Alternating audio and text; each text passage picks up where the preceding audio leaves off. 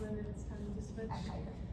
Hi everyone, my name is Lou. I am a healer, I'm a shaman. I hold space for people to be able to shed off the layers of whatever's not serving them anymore, whether that's adults, kids, great big awesome adults, or just anyone who is at a point in their life where they're just saying something in my life's not working. I'll hold the space to be able to let that go. And one of the things that I absolutely love doing that promotes a lot of healing, as we all know, is educating. There's something that happens in the consciousness when you understand something in a different way than maybe you connected it before, that has a really awesome impact on the body and how we handle our lives. So this is called Root and Restore, and why the tagline, put your oxygen mask on first, is because this is actually something that my dad says to his patients. He delivers babies, and when you're going through that big transition and your identity kind of becomes in someone else's care, the last thing that we want to do is cater to ourselves first. The selfishness, the guilt, the concerns that come up with that, especially being teachers, is something that we may experience a lot.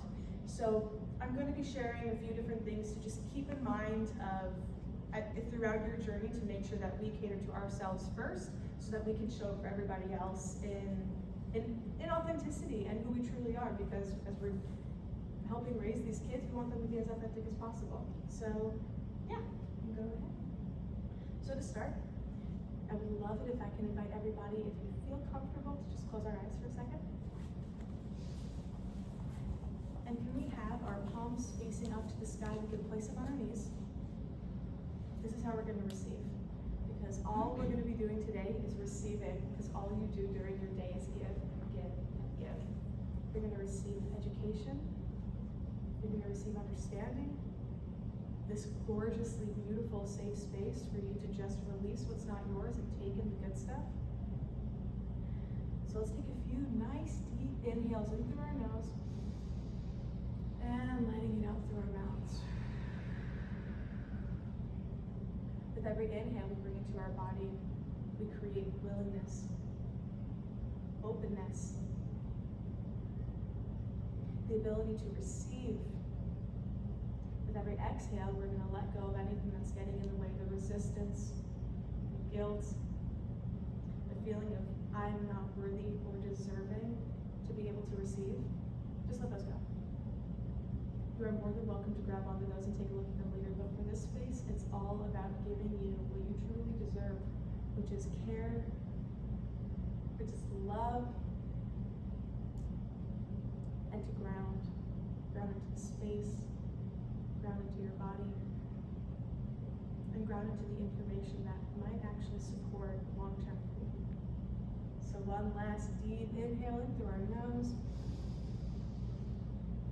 and out through our mouths. We can open our eyes and come into the space. So I would love to ask you, and maybe I can get one or two volunteers, what is your immediate response to chaos around you? Do we tend to go inwards and take care of ourselves, or is it, I gotta tend, I gotta fix, I gotta shift? What's our immediate reaction to chaos? Problem solve, fix. Yep, fix, problem solve, control maybe? Anything else come up for anybody? I love chaos. You love chaos, creation of the chaos. Sometimes it's how we work most productive, right? Our fight or flight system, once it goes off, it's, especially as women, that's our caring. It's when we're on high alert, that's when we're gonna take care of things the most, except for ourselves. And this is all about catering to ourselves. So just think about it for a moment. What's your immediate response to chaos? Do we go out, fix this, or do we check in with this and see what do we really want to create within ourselves to feel safe to look at everything else around us? So what I want to introduce to you today is the 4-body approach. And what that means is there's so much more to the human experience than just our physical world. And how we split it up, or how I split it up, is through the physical body. This is going to be from most tangible to least. Physical body, our skin, our organs, all that good stuff. Our mental body, that's our neurotransmitters. Those are the ways that our brains think and function. Our emotional body, how the things up here get expressed, how we feel. And our spiritual body, that's the energy, that's our sense of purpose, that's our connection, if we so choose, to connect to something maybe outside of ourselves. So I'm going to introduce you to all 4 of these, because if we don't feel whole, it's probably because we're not catering to at least one of these. It's when we have all of these in alignment and we're conscious about really catering to all of them that we get that sense of wholeness that some people never get the permission to feel. So hopefully we can encourage that. So to start, we're gonna go, again, most tangible to least tangible, physical. So how you can know that your physical body is not being catered to is if you're exhausted or if you're tight. Those are two very, very common ones. You just feel so tired, you feel drowsy, you feel bleh, and your body aches. That's how you know that your physical body can use some tending to. So a few different things that we can utilize to really cater to the physical body is movement. Yoga is going to be such a great, yoga is great because it really hits all four of those bodies. So that's one thing that you can get for all four. But stretching, walking outside, a gratitude walk, those are great. Nourishment, water. A lot of the times when we're feeling irritable, food, water. Check that first. You don't want to fix something energetically that can easily be handled with, carrot and some ranch. So drinking water, nourishing our bodies. Sleep.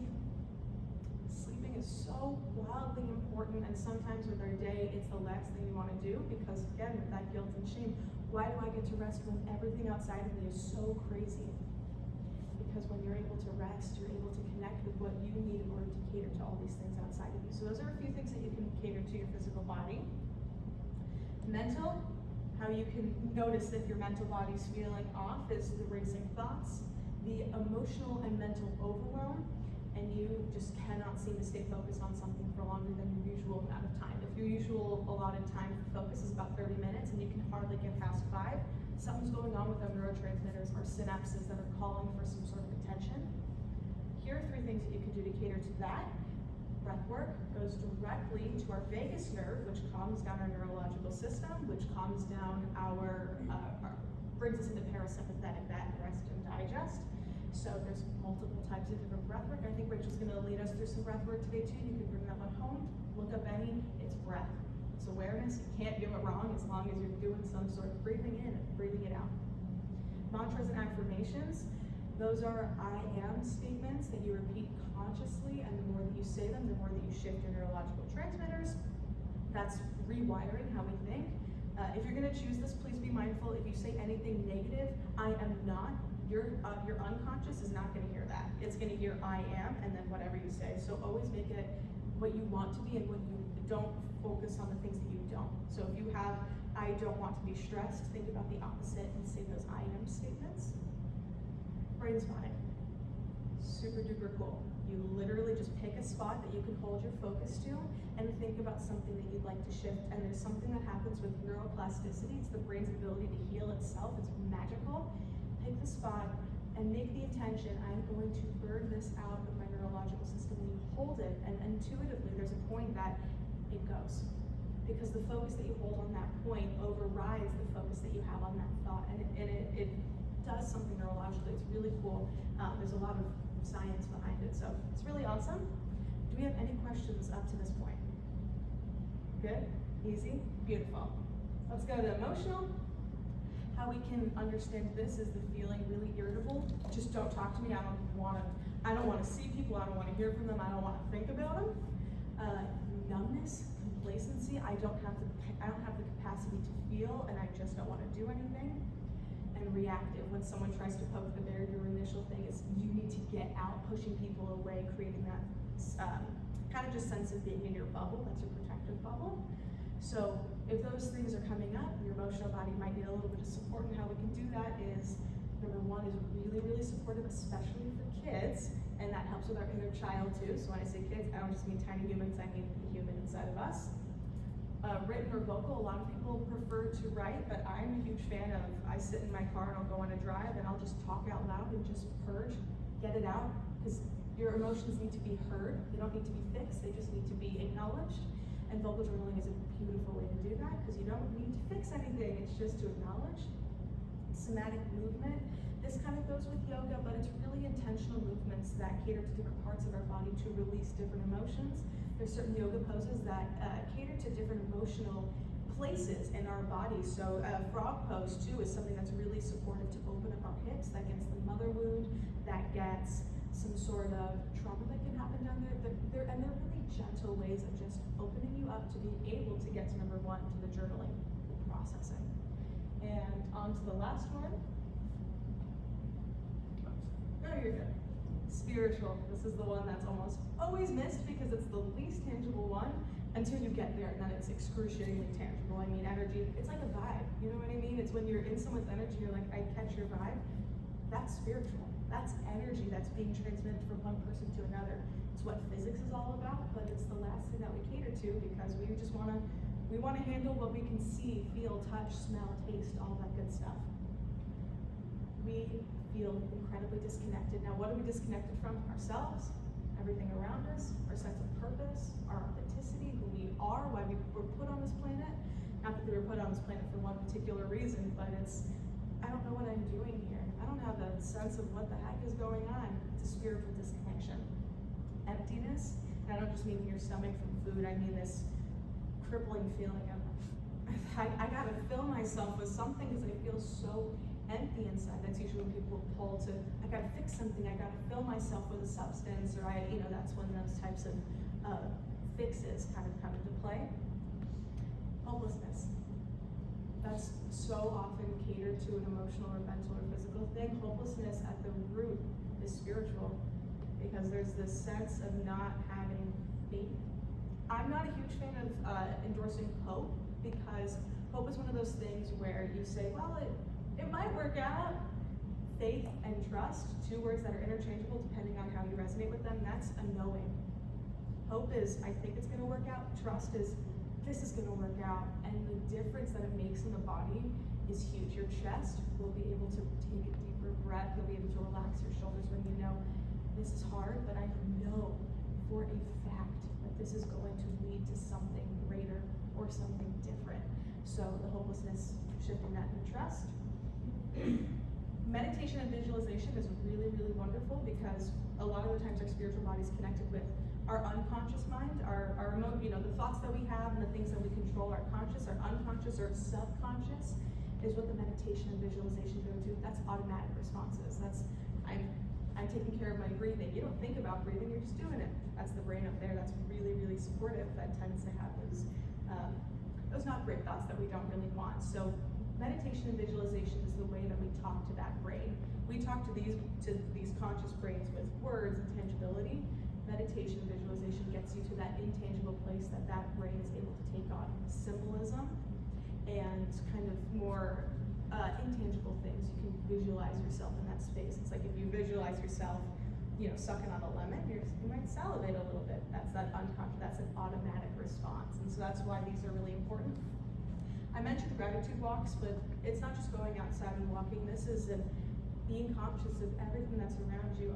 Maybe the things that you may not have noticed before. Oh, this is a really cool flower. There's a dog paw print here from a dog that walked here before. How cool that we have dogs on this planet. And it takes you into this consciousness of there's more to this than what I'm experiencing. And it takes you out of that mindset of, oh my gosh, I gotta fill, I gotta do all these things. The world is so much more vast than we give it credit for, and that's how we're able to calm our spiritual body, which then caters to all.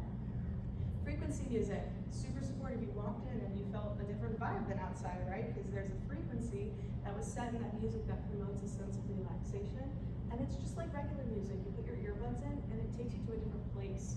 Whether or not you like the idea of frequency or energy, just utilize it as music. You listen to a sad song, you get those emotions. You listen to a joyful song or whatever it may be, you feel that. Frequency music has this incredible ability to be able to take you from all this inside, to be calm, to be present, and that's your intention setting of I'm going to do something for myself, which is really, really powerful. So that's the spiritual body. Any questions or thoughts? We're almost done, I promise. I know it's a lot. Self-care, like I was saying, it's not, a lot of us, especially in the supporting practice of catering to other people, we feel that we don't get to do this because, well, what about this other person? They have a life that's so much harder than me. I gotta show up for everybody else. But truly, the point of being able to stand for other people is first having that frame of reference of how we need to stand for ourselves. If we want to be teaching authenticity, we get to be authentic. If we want to teach groundedness and that for ourselves, and it's incredibly important because if we're working with kids, they are the most sensitive, that they can pick up on all of this stuff. They'll know when you're not being authentic because they can read past that. So especially if we're working with younger kids, we get to show up exactly as the way that we want other people to pick up. So if you want to teach your kids self-care, make sure that you do it for yourself. You know, it's not selfish, and it's not, you don't get to feel guilty doing it. You get to know that you deserve it. You're allowed to be able to cater to yourself and give yourself what you actually really need. So I want to ask, and I really want to get maybe 2 answers. Whatever, you can pick anybody or anything. What's one thing that you can commit to daily? Anyone have any ideas? Yeah, back here. I like to give myself my bath time. Oh, I lock the door, I light my candle, I put on my music, and that is me time. That's my time that I can de-stress from whatever I went through before I can go service and cook dinner or help with homework or do what I need to do. I have to have my bath time. bath time. That's been, you know, it sounds like a big commitment, but what is it, 25 minutes? Yeah. Easy peasy. Not that we all have consciously 25 minutes, but we create it. What were you gonna do? I want to read more consistently. It's carving out a time, a space to like, I have like a bunch of books and I'm like, they're just sitting there. Yeah. Like, let me actually read some of them. And like, it's a nice little escape. I get to, you know, make that time for myself. It could be educational. I think this also takes some tension. Does it bring you joy? Oh, That's self-care. That's exactly what you get to do. Can I get one more? Does someone have anything that stood out to them maybe in the list? Exercise. Exercise, I like that one. Physical, and that gets right up to the mental body too. And exercise can be 10 squats a day. That's enough. If you're doing nothing, 10 squats a day is great. You could do them through the course of the day. Do one in the morning, 5 at lunch, 4 at night. Gratitude walks. Gratitude walks. Aren't those awesome? You're really conscious of what you're seeing, and it really takes 5 minutes. It's not even a huge commitment. And you know how long taking 3 deep breaths takes? I mean, we just did it. 25 seconds. Super easy, super simple. It will change your nervous system, which will absolutely change your life. And I believe that is the end. So we're gonna integrate all of this. I know I just threw a lot at you. What we're gonna do is I'm gonna flip you guys around and you're gonna hang out with Rachel. She's gonna guide you, really integrating what we just, because everything that I just talked about, you were nodding the whole time. It's completely We're actually related. doing front pose, Yeah. so. There you go. Releases emotion, yes, it's great. Yeah. Thank you. Yes. My pleasure. I know we're gonna do practice with the sound bowls after.